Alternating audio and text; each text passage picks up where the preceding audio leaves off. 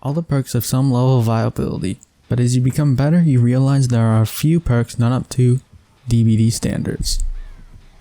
When you get to rank 1 for the first time, you realize survivors use the same 10 perks out of the total 89 perks in the game. Most of these perks give you a leg up on the killer when they are chasing you or just completely save you from a stake. Other commonly used perks just fix problems instead of adding tools to the game. For example, Decisive Strike supposedly fixing tunneling, and Borrowed Time actually fixing camping. If they were to rework perks by making the perks that fix issues in the game actually base in the game, so like Decisive Strike or like a form of Decisive Strike and like Borrowed Time be based in the game, it would allow for more creative build making that could be more focused on team coordination or healing or doing gens or other than just, chase perks. Another thing to think about is that if they were just base in the game, tunneling or camping wouldn't be really common for new players. This is how most people just, the first time they do it and the only time they do it is when they're new to the game. And like I've even heard people on Twitter say, oh, I thought they hitting the survivor while on the hook increased the speed. It's like, nowhere it says that, but I kind of get the assumption. Having these perks based in the game would open up perk slots which would allow for more unique survivor builds. And not just 4 builds to help with chase, maybe like 2 perks for chase, perk for knowledge, and perk for like gen or healing speed or something like that. You can also make the correlation with killer builds. It's very common for them to have 2 slowdown perks with like Pop Corrupt or being a pair, or the other pair being Undying Ruin.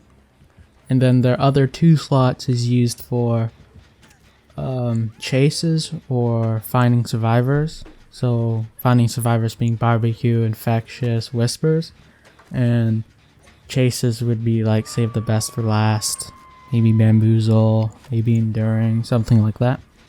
An argument I hear is that survivors need these chase perks because killers have their killer power, which is based on the game and on top of their perks. Well, that's just another reason to have survivors have something based into the game which can affect the chase in a way. Like, maybe, I don't know, throwing ideas out, maybe exhaustion perks can be like their killer power where it's on top of the perks. You have to pick one of them, or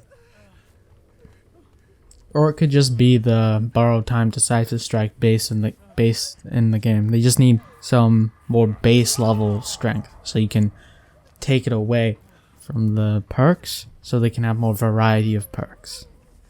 I think this is going to be like my first series on this channel that's going to be fully made by myself, and I think it's going to take little sections of the DBD game and do my review and see what I personally think should be increased on it or elevated on it, because I feel like it's a new genre of game, so I feel like there's just going to be a bunch of stuff that you can improve on it fundamentally. So I just want to put my take in as someone who's put 1,000 hours in it and talk to high level players, not just in DBD, but people who have gotten like Diamond or Masters in League, talk about how to make this game more competitive.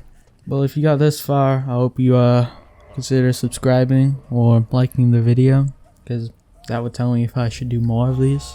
But I plan to do it more because I got some more thought up in my head. I think I'm gonna do the next one on loops as a quick teaser, and hopefully it comes out quicker than this one.